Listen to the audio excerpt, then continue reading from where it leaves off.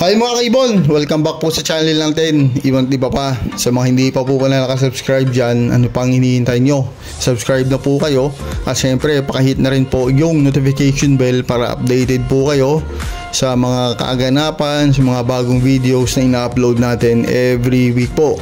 At syempre, sa FB page natin, paki-like, share, and follow na rin po mga kaibon. Kasi gaya nga ng sinasabi ko parati, dun po tayo namimigay ng ibon, fertile na itlog, at tinakayo pag may available po, namimigay po tayo agad-agad doon. At sa mga Shopee supporter pala natin mga kaibon, grabe nakakataba ng puso kasi may nag-message sa atin mga kaibon. Yung patukayan natin, ginamit din nila sa till nila, at sa yung mga special cannery mix natin for red ay ginamit din nila mga kaibon. Ang lulusog at nagbi-breed daw kaagad yung mga ibon nila. Kaya maraming salamat po sa positive nyo na review at sa suporta nyo, nakakataba po ng puso. Maraming salamat po.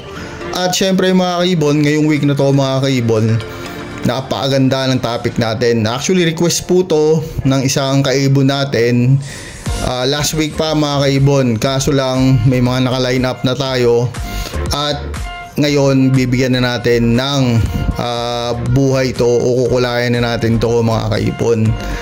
Ang request ng isang kaibon natin is tungkol sa paano do tayo magpapa or nagpapa foster. Napakagandang request to mga kaibon kasi timing breeding season, titingnan natin ang kalalabasan nito. At syempre mga kaibon, ibibigay din natin kung ano yung mga diskarte natin at bibigyan din natin ng rason kung bakit ganito yung ginagawa natin mga kaibon. Okay? Galing po tayo sa bakasyon mga kaibon.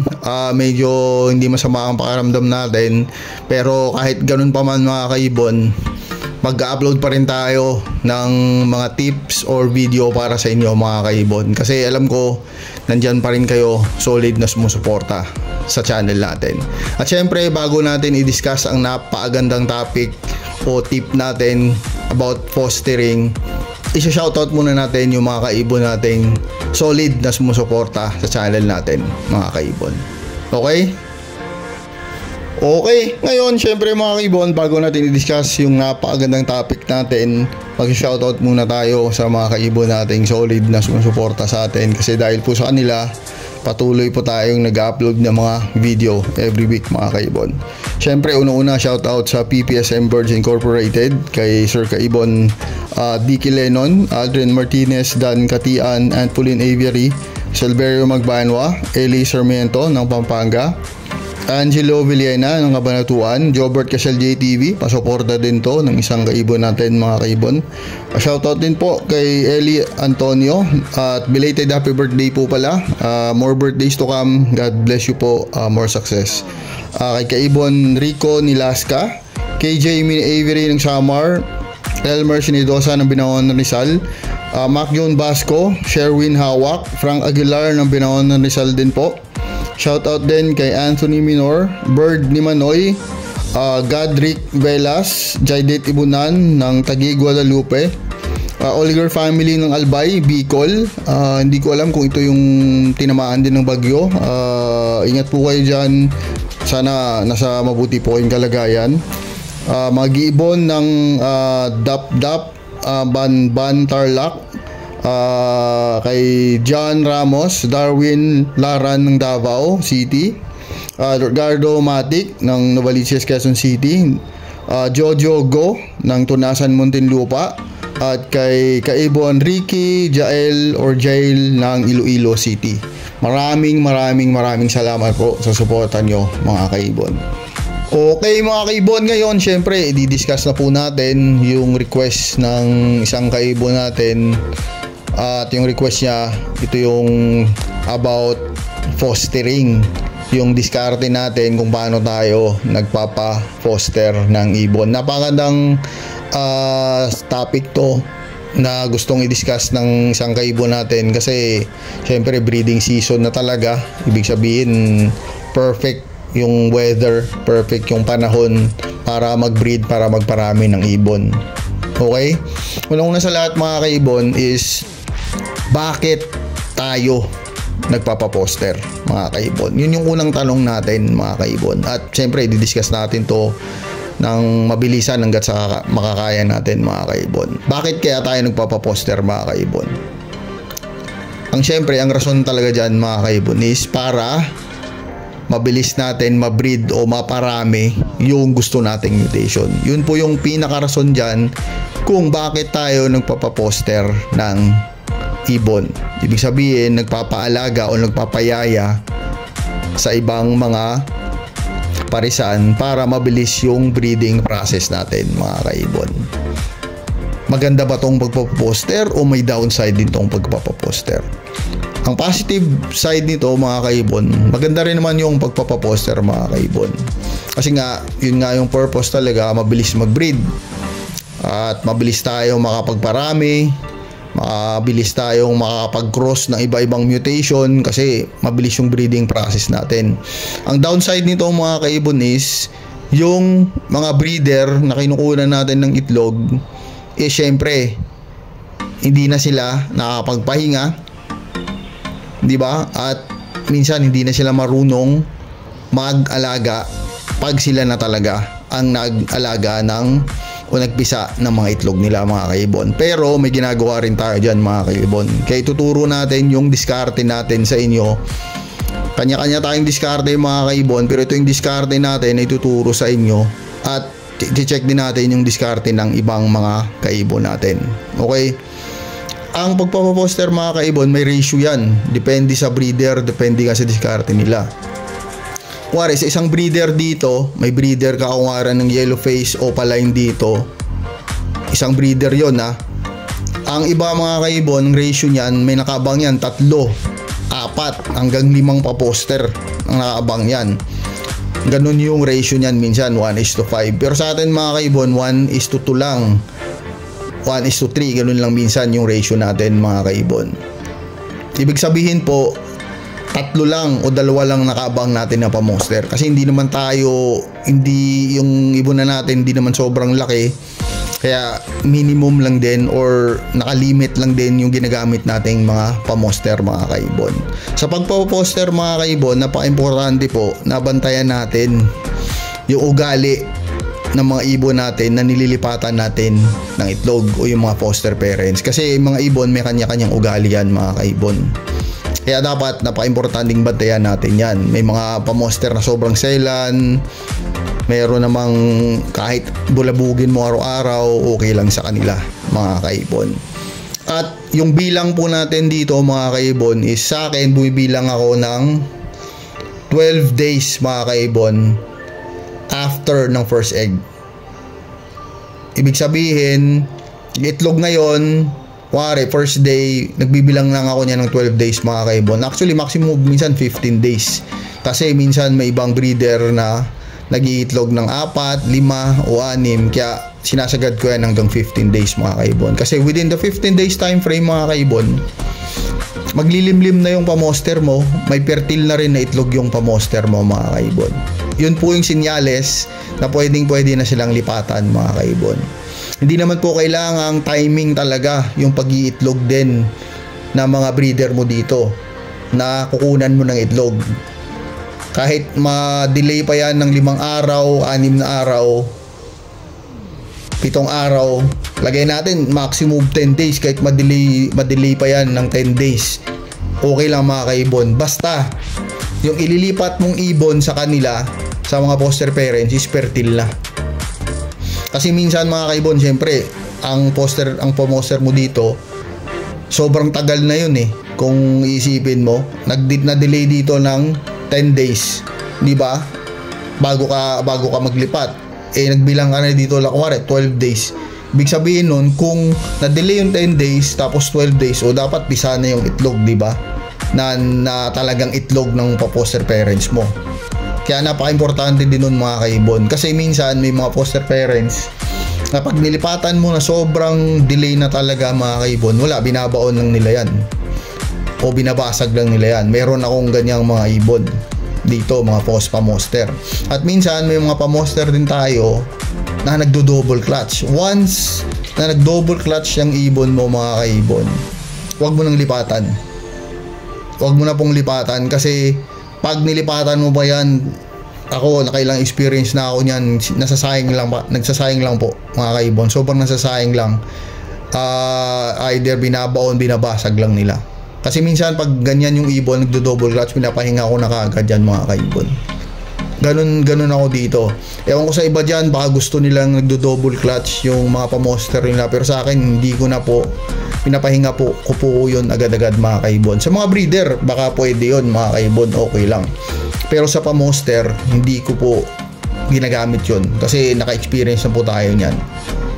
At pag nakikita ko yung pamoster ko, habang malapit na mapisa, nagmi-mate, yun po. Isa pa yung palatandaan na pagka nagmi-mate na yan at magitlog din yan habang naglilimlim, delikado din po yung nililimliman nun. Kasi malamang sa malamang baka pagka napisa yun, baka patayin lang din nila mga kaibon. Kasi sa cycle nila, itlog cycle na eh. Hindi na limlim o hindi na pagbubuhay yung cycle nila ng mga inakay. Itlog na. Yung ganun na yung, kung baga yung hormones ng hen for itlog na. Kaya kung papisa pa lang yung inakay nun o may inakay, malamang sa malamang yun mga kaibon. Wala, papatayin lang din nila yun mga kaibon. At gaya ng kanina nga ng sinabi ko mga kaibon, di ba?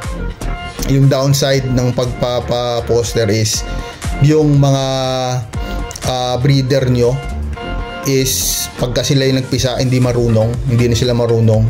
Kasi nga lahat ng itlog nila pinapaposter na, kinukuha na. Sa atin dito mga kaibon, ang ginagawa natin, pag dumating na po sa third clutch o fourth clutch mga kaibon, automatic po sila po ang pinapabuhay natin. Hindi ko na po inuhugot yung mga itlog noon o kinukuha o nililipat sa mga pamoster mga kaibon. Sila na po ang pinapabuhay ko mga kaibon. Kasi syempre hindi all the time po may lilipatan tayo ng itlog. Hindi all the time may pamoster tayong available mga kaibon. At kung wala talaga, syempre kampante ka pa rin na marunong bumuhay yung breeder mo. Marunong silang bumuhay ng inakay. At the same time, mga gandahan po nun mga kaibon is nakakapagpahinga yung mga breeder nyo mga kaibon. Diba nakakapagpahinga sila kasi imaginein mo, 1, 2, 3 clutch na, hugot lang ng hugot ng itlog. Nakakapagod din yun mga kaibon. Kasi yung mga breeder natin, kung mapapansin nyo, pagdating ng 5, 6 na clutch ganon, ihina na ng production ng mga kaibon. Imbes na magiging 4, 5, ganon yung itlog nun, magiging 3, 2, ganon na yun mga kaibon. Sinyales na rin yun mga kaibon na dapat silang magpahinga. Pero nakagandahan lang po sa atin dito mga kaibon is may spirulina po tayong nilalagay sa patukan natin. Kasi yung spirulina, napakalaking tulong po nun mga kaibon, para nga sa mga ovary o sa baga bahay ng mga inakay o yung mga inahin natin, na yung itlog nila o yung ovary nila is ma-repair. Kasi dahil din doon sa mga pinapakain natin sa kanila mga kaibon. At usually mga kaibon, sa ibunan natin dito, mas inaalagaan. Actually, palat-lahat naman sila inalagaan natin eh. Pero minsan, mas binibigyan ko ng pansin talaga yung mga pamoster mga kaibon. Kasi nga, sila yung itlog ng itlog, sila yung breed ng breed mga kaibon. Ibig sabihin, mas nangangailangan actually sila ng atensyon ng alaga mga kaibon. Kasi sila yung mga bumubuhay ng inakay, sila yung itlog ng itlog, sila yung, kumbaga sila yung gamit na gamit mga kaibon. Versus sa mga breeder natin dito. Kasi yung breeder natin dito, sila din, nag-iitlog din sila. Pero, mas gamit yung mga pamoster natin mga kaibon. Siguro dito, yung mga breeder natin, naka 1, 2, 3 clutch, yung mga pamoster siguro natin mga kaibon, imagine nyo lang kung nakailang clutch na yan, mga 5, 6, 7 clutch na yan sila mga kaibon. Kaya mas sila yung kailangan natin tutukan din po mga kaibon. Kung kailangan na nila magpahinga, kung kailangan na nilang, di ba, bigyan ng ganitong vitamins o ano yung dapat gawin sa kanila pag nagluluko na sila, o ano yung ugali nila. Kasi sila po yung gamit na gamit talaga mga kaibon. Kaya ng sinabi ko kanina, kanya-kanya po tayong diskarte sa pagpapaposter. Meron naman tayong kilala o mga kaibigan na hindi na sila nagbibilang mga kaibon. Pag itlog, hugot, lipat, ganun lang sa kanila ka mga kaibon. Pagka nag-itlog ngayon yung breeder nila, tapos nag-itlog yung pamoster nila doon, hugutin nila yung itlog, lipat, mamarkahan ng nila. Ganun yung diskarte nila mga kaibon. Pero sa atin mga kaibon, hindi ko ginagawa yon. Kasi kahit papano mga kaibon, yung ibon po is nabubulabog. Kasi imagine niyo po yun mga kaibon, bawat itlog isa, 2 araw, hugot ka, tapos lipat ka. Para sa akin, gusto ko isang lipatan lang mga kaibon. Isang markingan, isang candling lang dyan, tapos lipat. Kuha ng hugot ng ibon, hugot ng itlog ng mga breeder, tapos lipat sa pamoster. Ganun lang, tapos yung usapan doon mga kaibon. Kasi kahit papano mga kaibon, nabubulabog din yung mga ibon na yan mga kaibon. Pero sabi ko nga, kanya-kanya po tayong diskarte. Kasi sa kanila gumagana yan, sa akin, feeling ko gagana rin yan, pero ayoko lang gawin. At karamihan o kadalasan mga kaibon, sa gabi ako naglilipat ng itlog mga kaibon. Kasi pinaka the best po mag-candling sa gabi.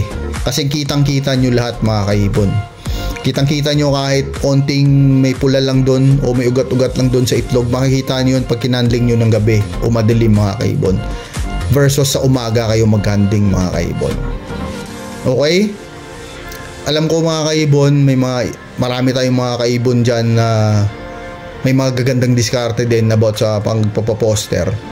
Isulat nyo rin po sa comment down below mga kaibon kung ano yung mga diskarte nyo sa mga pagpapaposter, para syempre ma-share din natin sa mga ibang kaibon natin na gusto din subukan magpaposter mga kaibon, para lahat po tayo share ng diskarte o kaalaman tungkol sa pagpaposter, para lahat po tayo maging successful sa breeding natin mga kaibon. Okay? Sana po nag-enjoy po kayo sa munting topic natin na to. Napakagandang topic nito mga kaibon. God bless po sa pamilya nyo, sa lahat ng minamahal nyo sa buhay. See you next time po, Ibon at Iba pa. Maraming salamat po.